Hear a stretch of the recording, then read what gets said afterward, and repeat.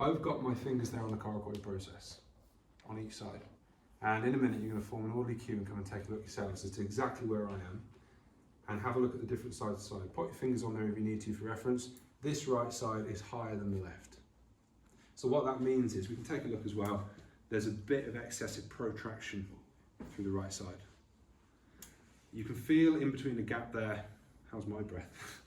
Between the coracoid process and the rib cage, so where Pec Minor, Pec Major are, as to whether there's a decreased gap there on the right hand side, which I can feel, which just confirms that protraction on the right side.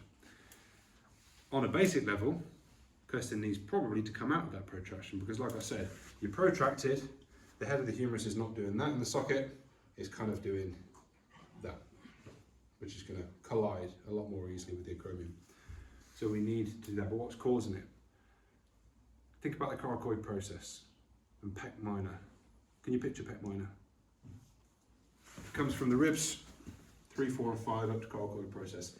If muscles only shorten and contract and pull, if that's tight, that's going to be pulling it in. That's the most common cause, and it's usually a postural thing.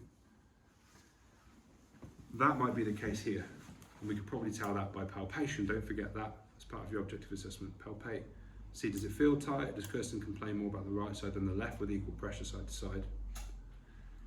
That's one cause, Rob, and then the other one might be weakness in serratus anterior, which is something that I'd take a look at, their ability to wall press with the two key phrases, protraction with depression.